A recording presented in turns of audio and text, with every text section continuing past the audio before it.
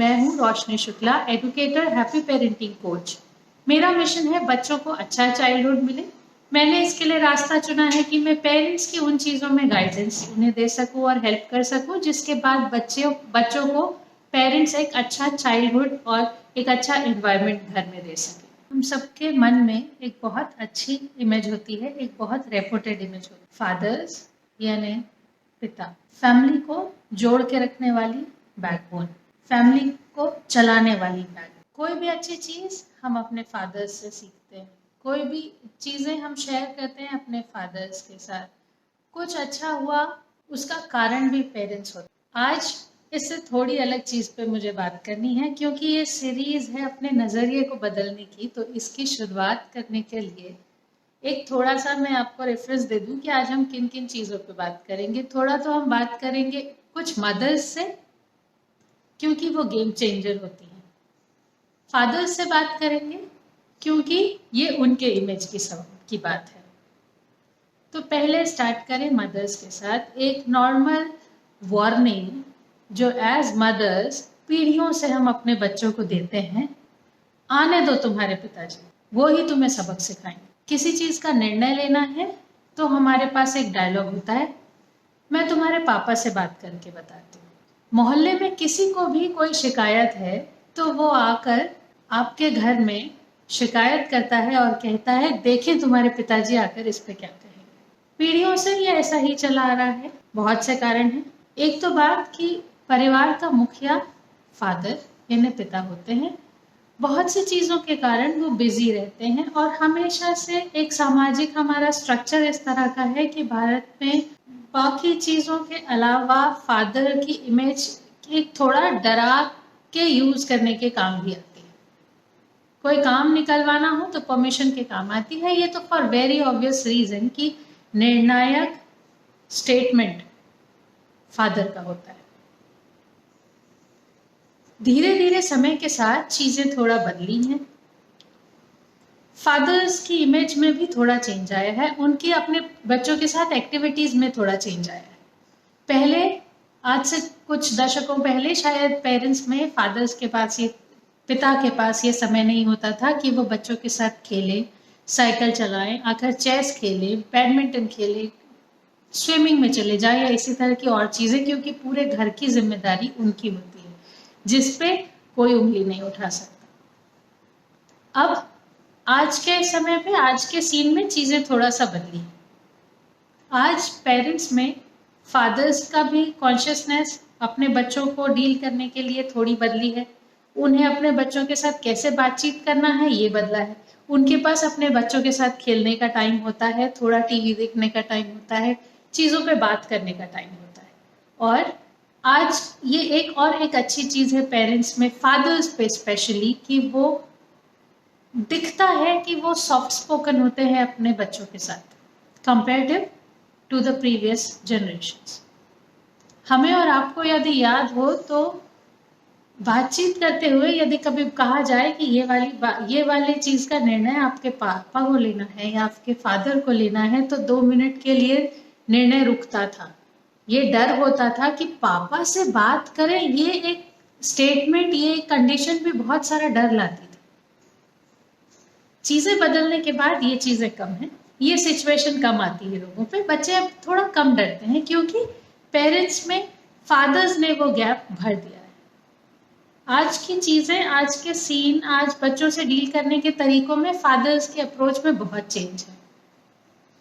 तो अब पहले मैं ये कहना चाहती हूँ उन मदर्स से, उसमें मैं भी शामिल हूँ, बहुत लोग शामिल हैं, हम सब शामिल हैं, क्योंकि हमारे लिए ये एक हमारी दिनचर्या का हिस्सा होता है।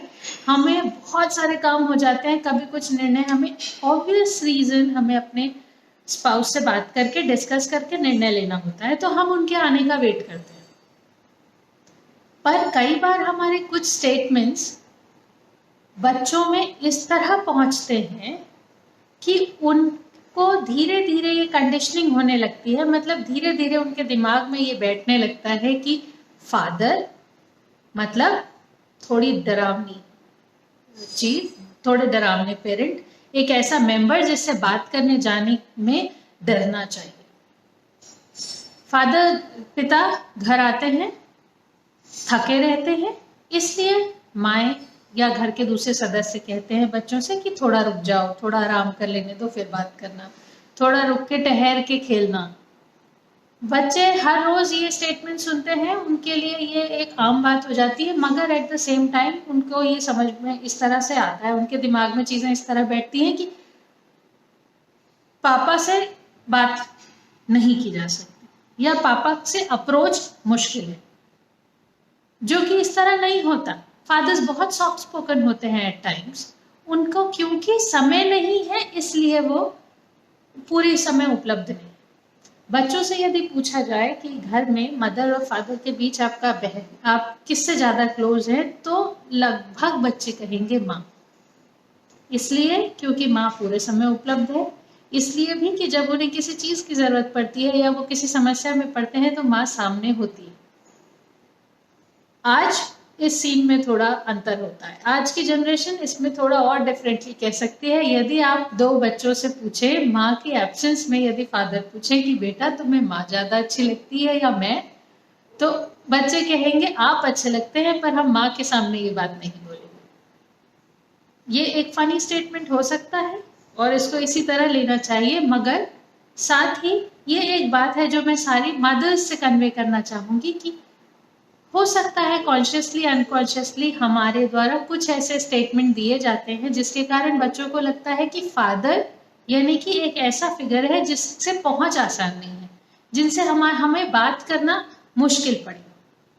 बचपन में कुछ समय, कुछ एज तक ये बात कोई फर्क नहीं देती। बहुत छोटा बच्चा यदि ऑफिस से घर आए हैं फादर, तो थोड़ी देर में उनके साथ खेलता है, बातें कर लेता है, थोड़ा इधर उधर कूदता है और चला जाता है। ये स्टेटमेंट या ये सोच कब मैटर करना स्टार्ट करती है? जब आपका बच्चा टीन एज में होता है और उसके पास ऐसा बहुत कुछ होता है जो वो अपने फादर से बताना चाहे। तब मुश्किल यहाँ नहीं आती कि फादर के पास टाइम नहीं है। फादर के पास जरूर टाइम होगा, क्योंकि आज की जनरेशन में फादर्स समय निकालते हैं कॉन्शियसली और उनके पास उस तरह का सेटअप है कि वो उस उपलब्ध होते हैं अपने बच्चों के लिए। मगर ओवरनाइट तो बच्चे ये नहीं समझ सकते। जब उन्हें रोज कहा जा रहा है कि पापा से अभी बात मत करो, अभी वो थक के आए हैं, अभी बात मत करो, अभी वो गुस्से में हो सकते हैं, अभी बात मत करो, वो वर्क फ्रॉम होम है तो ऑफिस में काम कर रहे हैं, अचानक बच्चा एक रात में तो नहीं समझ पाएगा कि ओके, कल सुबह के बाद मैं जब चाहूं तब अपनी समस्या अपने फादर से रख सकता। अचानक उसमें ये अप्रोच में स्विच नहीं हो पाएगा। तो यहाँ पे एज मदर्स, एज माँ, हमारा रोल यहाँ है कि हम कॉन्शियसली या अनकॉन्शियसली वो इमेज ना बनाए अपने स्पाउस की या बच्चों के फादर की उनके बच्चों के दिमाग में, कि बाद में बच्चों को अप्रोच करने में मुश्किल हो।